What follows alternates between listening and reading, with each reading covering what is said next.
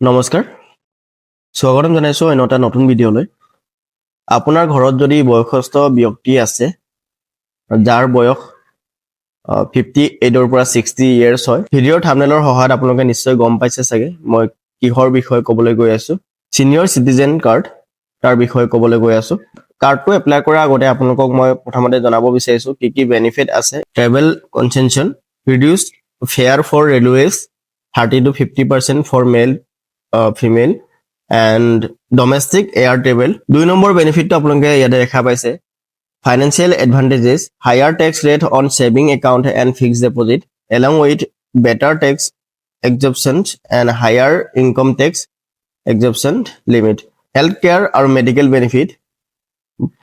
যেতিয়া বয়সস্থ হৈ যায় মানুহবোৰৰ স্বাস্থ্যবোৰ বিশেষকৈ ভাল হৈ নাথাকে খুবে স্বাস্থ্যটো বেয়া হৈ গৈ থাকে তাৰ ফলত আপোনালোকৰ যোনবোৰ মেডিকেল এক্সপেন্সেছ হেবোৰ বাঢ়ি গৈ থাকে তাৰ বাবে এই সিনিয়ৰ সিটিজেন কাৰ্ডটো খুবে গুৰুত্বপূৰ্ণ এই কাৰ্ডটো থাকিলে মেডিকেলৰ কিছুমান এলাউন্সেছ থাকে discount on medical services consultations and medications obtain at government hospitals priority services কিছুমান বাছত আপোনালোকে নিশ্চয় দেখা পাইছে চাগে ৰিজাৰ্ভেশন ফৰ সিনিয়ৰ সিটিজেন তেনেকে লিখা থাকে তেনেকে প্ৰায়োৰিটিবোৰ থাকে এই কাৰ্ডটো থাকিলে আপোনালোকৰ আপুনি ক্লেম কৰিব পাৰে যে মই এজন সিনিয়ৰ সিটিজেন হয় মই সো এই মই প্ৰায়োৰিটি মই ফাৰ্ষ্টত পাব লাগে হেতু আপোনালোকে বেংকত বা আপোনালোকে বাছত তেনে ধৰণৰ অফিসবোৰত আপোনালোকে প্ৰায়োৰিটিটো প্ৰথমতে পোৱা যায় হেতু এটা ভাল বেনিফিট আৰু utility and other discount reduce telephone rent charges and priority treatment for legal cases so ইয়াতে আপোনালোকে দেখা পাইছে ইউটিলিটি আপোনাৰ ইলেক্ট্ৰিচিটি ধৰক বা টেলিফোনৰ বিল হেবোৰটো আপোনালোকৰ কম আহিব পাৰে যদি সিনিয়ৰ সিটিজেনৰ নামত থাকে এই ডাটাবোৰ আপোনালোকে এতিয়া কেনেকৈ এপ্লাই কৰিব তাক দেখলৈ গৈ আছো সো আপোনালোকে আসাম পুলিচৰ এটা পৰ্টেলত যাব লাগিব সো গুগলত গৈ আপোনালোকে সাৰ্চ কৰিব আসাম পুলিচ লগইন সিম্পলি এনেকৈ সাৰ্চ কৰিব সাৰ্চ কৰাৰ লগে লগে আপোনালোকে ইয়াতে দেখা পাইছে লগইন কৰক সো তাত ক্লিক কৰাৰ লগে লগে আপোনালোকে ইয়াতে দেখা পাইছে I have an account mobile number password I am not a robot তাত ক্লিক কৰি গেট ষ্টাৰ্টেড ক্লিক কৰি লগইন কৰিব পাৰিব আৰু আপোনালোকৰ যদি ইউজাৰ আইডি পাছৱৰ্ড নাই তেন্তে আপোনালোকে ৰেজিষ্ট্ৰেচনত ক্লিক কৰি ইয়াতে সৰুকৈ এটা ৰেজিষ্ট্ৰেচন কৰিব লাগিব এইবোৰ ডিটেইলছ আপোনালোকে ফিল আপ কৰিব লাগিব সো ফিল আপ কৰি আপোনালোকে ৰেজিষ্ট্ৰেচন কৰিব পাৰিব তো মই ইয়াতে লগইন কৰি আছো লগইন কৰি আপোনালোকক মই দেখাই আছো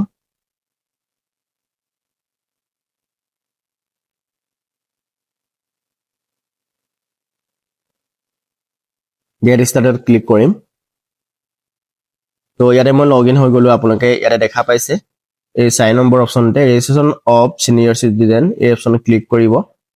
তাত ক্লিক কৰাৰ লগে লগে আপোনালোকে ইয়াতে কিছুমান ডিটেইলছ ফিল আপ কৰিব লাগিব সো ডিটেইলছখিনি ফিল আপ কৰাৰ পাছত আপোনালোকে ইজিলি সাবমিট কৰিব পাৰিব এটা দেখা পাইছে ৰেজিষ্ট্ৰেচন সিনিয়ৰ সিটিজেন এজন জ্যেষ্ঠ নাগৰিক পঞ্জীয়ন কৰক তো ইয়াতে আপোনালোকে দেখা পাইছে সিনিয়ৰ সিটিজেন ডিটেইলছ জ্যেষ্ঠ নাগৰিকৰ বিৱৰণ আৰ ইউ দি সিনিয়ৰ সিটিজেন আপুনি সিনিয়ৰ সিটিজেন হয় নেকি মানে যাৰ নামৰ ৰেজিষ্ট্ৰেচনো কৰা আছে এখেতৰ কথা কৈ আছে যদি নহয় আপোনালোকে এটা ন কৰিব ইয়াতে ইয়েস কৰিলে কি হ'ব আপোনালোকে দেখা পাইছে আপোনাৰ নামটো অটোমেটিক আহি যাব ন কৰিলে আপুনি ইয়াতে নামটো এন্টাৰ কৰিবলৈ অপচনটো পাই যাব সো ইয়াতে আপুনি নামটো এন্টাৰ কৰিব পাৰিব তাৰ পাছতে বয়সটো কিমান হৈছে আপোনালোকে তেখেতৰ যি ভ্যালিড ডকুমেন্টস হয় তাৰ পাছতে আপোনালোকে ক্যালকুলেশন কৰি উলিয়াই ল'ব এন্ড দেন জেন্ডাৰটো আপোনালোকে সিলেক্ট কৰিব লাগিব মেল ফিমেল যি হয় আপোনালোকে এটা সিলেক্ট কৰিব কন্টাক্ট নাম্বাৰ আপোনালোকে যোগাযোগৰ যিটো নাম্বাৰ হয় এটা আপোনালোকে ইয়াতে এন্টাৰ কৰিব এন্টাৰ কৰাৰ পাছত আপোনালোকে দেখা পাইছে সিনিয়ৰ সিটিজেন এড্ৰেছ তেখেতৰ জ্যেষ্ঠ নাগৰিকৰ স্থায়ী ঠিকনাটো কি হয় এটা আপোনালোকে ইয়াতে এন্টাৰ কৰিব লাগিব ডিটেইলছবোৰ আপোনালোকে ফিল আপ কৰি ল'ব ইজিলি তো সেইখিনি ফিল আপ কৰাৰ পাছত আপোনালোকে পিন কোড আৰু ইয়াতে আপোনালোকে দেখা পাইছে ID proof voter ID driving licence password Aadhaar যি আপোনাৰ লগত উপলব্ধ আছে হেতু আপোনালোকে ইয়াতে সিলেক্ট কৰি আপলোড কৰিব লাগিব সোৰ্স ফাইলত ক্লিক কৰি আপোনালোকে ফটো একপি ক্লিক কৰি ৰাখিব তাত সিলেক্ট কৰি আপোনালোকে আপলোড কৰিব পাৰিব আৰু ইয়াতে দিয়া আছে 2 MB কৈ ওপৰত হ'ব নালাগিব ফাইলটো সো এটা আপোনালোকে চাই ল'ব তাৰ পাছতে ইয়াতে দেখা পাইছে এড ইওৰ কাৰেন্ট লোকেশন আপোনাৰ বৰ্তমানৰ অৱস্থান যোগ কৰক আপুনি বৰ্তমান ক'ত থাকে বা কোনটো ঠাইত থাকে হেতু আপোনালোকে ইয়াতে ইন্ডিকেট কৰি দিব লাগিব ইয়াতে আপোনালোকে দেখা পাইছে এনেকৈ জুম কৰি আপোনালোকে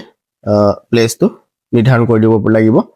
এণ্ড দেন নিৰ্ধাৰণ কৰাৰ পাছতে আপোনালোকে তলত যাব তলত গৈ আপোনালোকে দেখা পাইছে কণ্টেক্ট পাৰ্চন ডিটেইলছ যোগাযোগ ব্যক্তিৰ বিৱৰণ চাওক ৰিলেশ্যন টাইপ যদি আপোনাৰ ফাদাৰ হয় বা আপোনাৰ মাদাৰ হয় আপুনি যদি ফিল আপ কৰি আছে তেন্তে আপোনাৰ ডিটেইলছটো ইয়াতে দিব পাৰি এতিয়া বহুত অপশ্যন আছে আপোনালোকে ইয়াতে চাই ল'ব আপোনাৰ যিটো সুইটেবল হয় সেইটো আপোনালোকে চিলেক্ট কৰিব আৰু আপোনাৰ নামটো ইয়াতে এণ্টাৰ কৰিব নাম এণ্টাৰ কৰাৰ পাছতে ফোন নাম্বাৰ আৰু এড্ৰেছটো আপোনাৰ ফিল আপ কৰিব ভিলেজ আপোনাৰ পোষ্ট অফিচ PH পিন সেই সকলোবোৰ আপোনালোকে ফিল আপ কৰিব আৰু ইয়াতে দিয়া আছে আপোনালোকে দেখা পাইছে any specific details to be address সম্বোধন কৰিবলগীয়া যিকোনো নিৰ্দিষ্ট বিৱৰণ যদি কিবা বিৱৰণ দিবলগীয়া আছে আপোনালোকে দিব পাৰে চ' সেইটো আপোনালোকে দি দিব যদি বিচাৰে আৰু এই সকলোখিনি ডিটেইলছ যদি আপোনালোকৰ সম্পূৰ্ণৰূপে ফিল আপ হৈছে তেন্তে আপোনালোকে কি কৰিব সাবমিটত ক্লিক কৰিব পাৰিব এই সাবমিটত অপশ্যনত ক্লিক কৰিব সাবমিটত ক্লিক কৰাৰ পাছতে আপোনাৰ যোনটো সিনিয়ৰ সিটিজেনৰ কাৰণে ৰেজিষ্ট্ৰেচনটো কমপ্লিট হৈ যাব কমপ্লিট হোৱাৰ পাছত আপোনালোকে দেখা পাইছে ষ্টেটাছ স্থিতি ইয়াতে ক্লিক কৰিব পাৰে চ' ইয়াত ক্লিক কৰি আপোনালোকে আপোনাৰ যোনটো সিনিয়ৰ সিটিজেনৰ কাৰণে এপ্লিকেশ্যন কৰাটো এপ্ৰুভ হৈছে নে হোৱা নাই আপোনালোকে ষ্টেটাছটো চাই থাকিব পাৰিব আৰু প্ৰয়োজন হ'লে আপোনালোকক পুলিচ থানাৰ পৰা ফোন আহিব চ' তাৰ পৰা আপোনালোক ভেৰিফিকেশ্যন কৰিব একচুৱেলি হয় নে নহয় সিনিয়ৰ সিটিজেন তো সেইটো ভেৰিফিকেশ্যন হোৱাৰ পাছত আপোনাৰ কিন্তু এপ্লিকেশ্যনখন এপ্ৰুভ হৈ যাব আৰু এপ্ৰুভ হোৱাৰ পাছত আপোনাৰ এই সিনিয়ৰ সিটিজেন কাৰ্ডটো আপোনাক প্ৰদান কৰিব চ' লোকেল থানাৰ পৰা আপোনাক ফোন কৰিব পাৰে কাৰ্ডটো ল'বৰ কাৰণে চ' সেয়া আছিল আবেদনৰ প্ৰক্ৰিয়াটো আৰু কি কি বেনিফিট আছে আপোনালোকক মই অলৰেডি ক'লো যদি আজিৰ ভিডিঅ'টো আপোনালোকৰ ভাল লাগিলে তেন্তে এটা লাইক কৰিব লগতে চেনেলত যদি নতুন তেন্তে আপোনালোকে চেনেলটো ছাবস্ক্ৰাইব কৰি ৰাখিব পাৰে কাৰণ মই এনে ধৰণৰ ইনফৰ্মেটিভ কণ্টেণ্ট আপোনালোকৰ বাবে আনি থাকোঁ তেন্তে আজিৰ ভিডিঅ'টো আমি ইমানতে সামৰণি মাৰিছোঁ আমি অন্য এটা নতুন ভিডিঅ'ৰ সৈতে লগ পাম